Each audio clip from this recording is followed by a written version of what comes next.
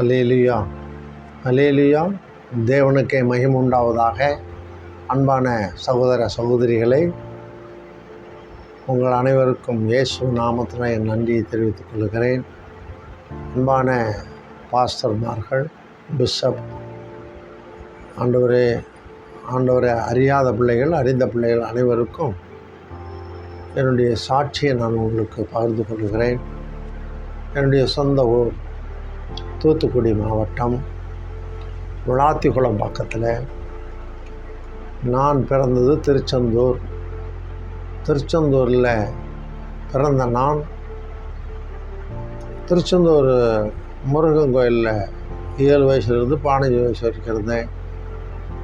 நான் பிறக்கும்போது பூசாரி பேர் வச்சது மந்திரமூர்த்தி மாயாண்டி சொடலை மாடன்.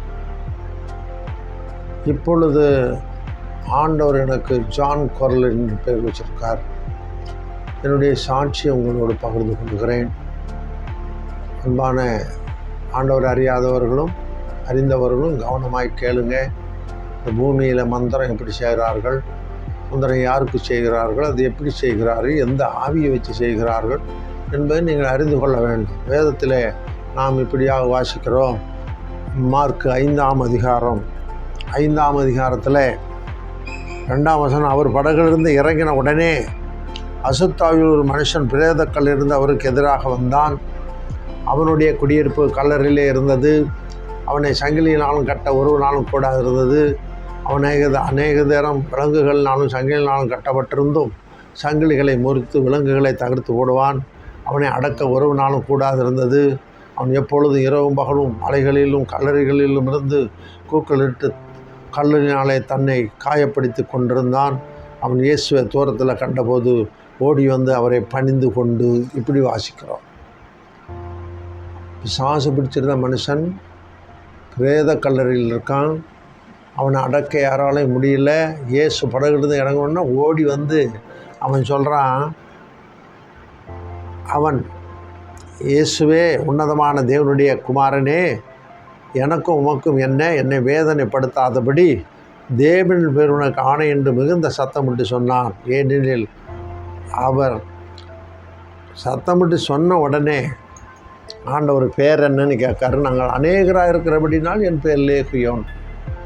இந்த லேகியோன் பிசாசை பிடிச்ச இந்த மனுஷன் ஆண்டவர்கிட்ட கேட்குறாரு, பண்ணிக்குள்ளே அனுப்பும்.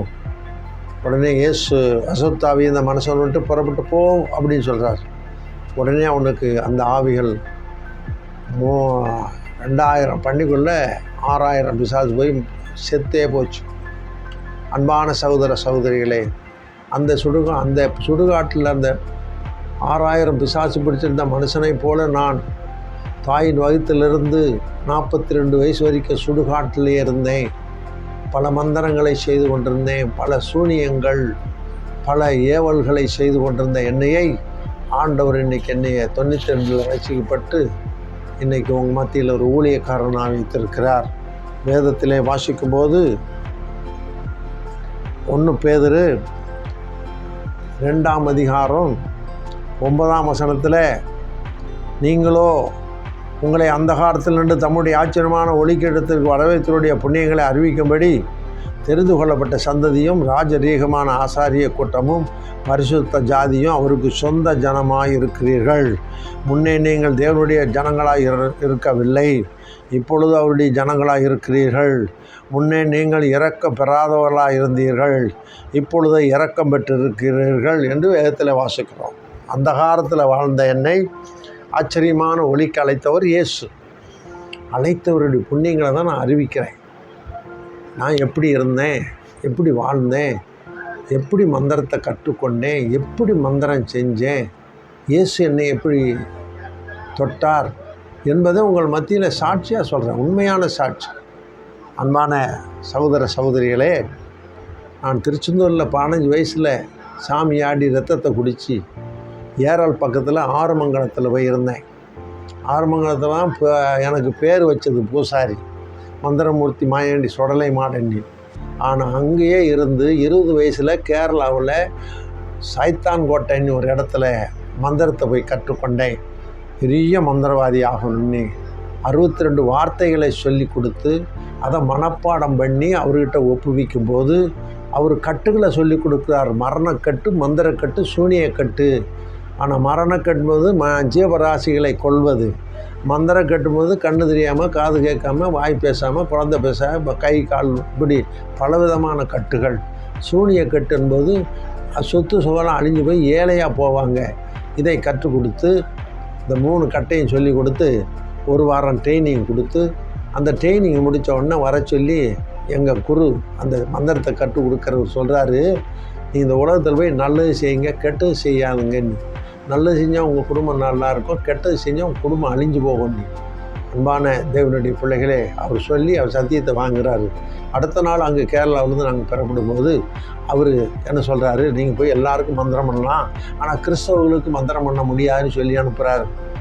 சோத்திரம். இருளுக்குள்ளே தான் இருள் அனுப்ப முடியும், வெளிச்சத்துக்குள்ளே இருள் அனுப்ப முடியாதுன்னு அவர் சொல்கிறார். அப்போது அன்பான சகோதர சகோதரிகளே, பிறகு நாங்கள் வந்துட்டோம். வந்து அப்பா கூட இருந்தேன். அன்பான இந்த உலகத்தில் உள்ள ஜனங்கள், புருஷன் பொண்டாட்டிக்கும், பொண்டாட்டி புருஷனுக்கும், மாமியா மருமகளுக்கும், மருமகளுக்கும் மாமியாவுக்கும், அண்ணன் தம்பிக்கும், கம்பெனியில் பார்ட்னர் இருக்கிறவங்க பார்ட்னருக்கும் இப்படி மந்திரம் பண்ணி ஏவல் பண்ணி சூனியம் பண்ணுங்கன்னு என்கிட்ட வருவாங்க. காசை கொடுப்பாங்க. அவங்க பேர் என்ன, அவங்க யார், உங்கள் மருமகன்னா ஏன் பண்ணுற, உன் மாமியார்னா ஏன் பண்ணுற, உன் கணவன்னா ஏன் பண்ணுற, பொண்டாட்டின்னா ஏன் பண்ணுறேன்னு அவங்ககிட்ட கேட்கும்போது அவங்க சொல்லுவாங்க, மாமியார் என்னைய ரொம்ப துன்பப்படுத்துகிறா, எங்கள் அவர் மகன் எங்கிட்ட அன்பாக இருக்கமானுங்க. இப்படி பலவிதமான காரியங்கள். இந்த உலகத்தில் இருக்கிற ஜனங்கள் போராமை, எரிச்சல் எல்லாத்தினாலும் என்கிட்ட வந்து பணத்தை கொடுத்து மந்திரம் சொல்லுவாங்க. நான் மந்திரம் பண்ணும்போது அந்த காரியங்களுக்கு எந்தெந்த ஆவி அனுப்புவோம், யாருக்கெல்லாம் எந்த ஆவி அனுப்புவோம், அந்தந்த பேருள்ள மனிதருக்கு பேருள்ள ஆவியை தான் அனுப்புவோம். இப்படி மந்திரத்தை செய்து கொண்டிருந்தேன். அன்பான சகோதர சகோதரிகளே, நான் தாயின் வயிற்றிலிருந்து 42 வயசு வரைக்கும் நான் ஆடாத சாமில்ல, செய்யாத மந்திரங்கள் அல்ல, குறி சொன்னேன், மை போட்டு பார்த்தேன், கை ரேகை பார்த்தேன், சோய் போட்டு பார்த்தேன். இப்படி இருந்த என்னையை 1980 சென்னைக்கு போனேன். சென்னையிலிருந்து ஆண்டவர் நாங்கள் நல்லா ஏமாற்றி பணத்தை சம்பாதித்து கொண்டிருந்தேன். தகுடு எழுதி வைக்கிறது, பூசணிக்காய் உடைக்கிறது, இப்படியெல்லாம். ஆனால் எங்கள் அண்ணாச்சி ஒரு கிடாவை வெட்டி சொல்ல மாட்டேனுக்கு அது வெட்டி பலியிட்டாங்க. அது வந்து சொல்லுது, என்னும் மனுஷனுடைய ரத்தம் என்னுடைய 2 பையனை, இளைய பையனை நான் கொல்ல போகிறேன்னு சொல்லிட்டு, கொன்னாதான் நான் செத்த பிறகு தான் உன் சொல்படி கேட்பேன், நீ அந்தால நீ கொண்டுட்டு போன்னு விட்டுட்டேன். 17 நாள் பொன்னேரி ஆஸ்பத்திரியில், கவர்மெண்ட் ஆஸ்பத்திரியில் 17 நாள் ஜுரத்தில் ரத்தத்தை குடித்து 17ஆவது இறந்து போனான். 17ஆவது 9 மணிக்கு இறந்தவன் 1 மணிக்கு இயேசுரத்தின் உயிர் வந்துட்டு. அல்லேலூயா, கர்த்தருடைய பரிசுத்த நாமத்துக்கு மகிமை உண்டாவதாக. அந்த ரத்தம் உயிர் வரும்போது போய் கேட்டால் அவன் இயேசுவின் ரத்தம்னு சொல்கிறான். இருக்கிறவங்க பாலை வாங்கி ஊற்றுங்க, இப்போ தான் உயிர் போகுதுன்னாங்க. பாலை வாங்கி கொடுத்துட்டு நல்லா இருந்தான். காலையில் பொன்னேரி டாக்டர்கள் பேபி ஆஸ்பத்திரிக்கு அனுப்பிட்டாங்க. பேபி ஆஸ்பத்திரியில் கொண்டு விட்டுட்டு பூஜை ரூமில் போய் உட்காந்து சாராயமும் தண்ணியும் கஞ்சாவையும் அடிச்சுட்டு அந்த ஆவிகளை கூப்பிட்டா ஒன்றும் ரோட்டில் இருக்குது, ஒன்று கூட வீட்டுக்கு வரல. ஏன் வரமானீங்கன்னு கேட்டாச்சுன்னா சொல்லுவோம், வீட்டில் ஒரு அக்கினி இருக்குது. அன்னைக்கு போன அசுத்தமான ஆவிகள், பிசாசனுடைய கிரியைகள் எல்லாம் இன்றைக்கும் விரட்டிக்கிட்டு இருக்கேன். உங்களுக்கு சூனியம் பண்ணியிருக்காங்களா, ஏவல் பண்ணியிருக்கிறாங்களா, இல்லை குழந்தை இல்லாமல் பண்ணியிருக்காங்களா, உங்களுக்கு திருமண தடை வருதா, வீடு கட்டும்போது பாதியில் மந்திரம் பண்ணியிருக்காங்களா, இப்படிப்பட்ட காரியங்கள் இருந்தால் நீங்கள் ஃபோன் நம்பரில் இருக்கும். அந்த ஃபோனுக்கு ஃபோன் பண்ணி பேசுங்க. நான் ஃபோன்லேயே ஜெபம் பண்ணும்போது இந்த கட்டுகள் உடைப்படும். இன்றைக்கி ஆண்டவர் பெரிய மகிமைப்பட்டு கொண்டு இருக்கிறார். அன்பான சகோதர சகோதரிகளே, அன்பான ஆண்டவரை அறியாத பிள்ளைகளே, நீங்கள் கோவப்படாதங்க. மந்திரிகள் மாதிரி என்ன செய்கிறாங்க, சாமியாடி என்ன செய்கிறாங்க, அதெல்லாம் நினைங்க. மந்திரவாதிகள் பயமுறுத்தி பணத்தை பிடுங்குவாங்க. கைரேகை பார்க்குறவன், கிளிசோசியம் பார்க்குறவன், இப்படிப்பட்ட மந்திரவாதிகள், சாமியாடிகள் இந்த உலகத்தில் ஜனங்களை பயமுறுத்தி பணத்தை பிடிங்கி கொண்டு இருக்கிறார்கள். நான் அப்படி செஞ்சேன்.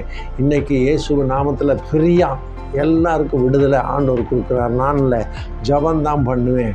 இயேசு கிறிஸ்து விடுதலை கொடுப்பார். அன்பான சகோதர சகோதரிகளே, உங்கள் கம்பெனிக்கு விரோதமாக இல்லை உங்கள் குடும்பத்துக்கு விரோதமாக பில்லி சூனிய கட்டுகள், வெண்கண் போராமல் எரிச்சலாகி உங்களை தாக்குதா? இல்லை சாப்பிட முடியலையா? இல்லை சாப்பிட முடியாமல் வியாதியில் படுத்திருக்கீங்களா? சாத்தானால் கைகால் உளுந்து போச்சா? வாய் பேச முடியலையா? எதாக இருந்தாலும் நீங்கள் எனக்கு ஃபோன் பண்ணுங்கள். ஃபோன்லேயே ஜெபம் பண்ணி உங்களுக்கு ஆண்டவர் விடுதலை கொடுப்பார். கர்த்தருடைய பரிசுத்த நாமத்துக்கு மகிமையுண்டாவதாக.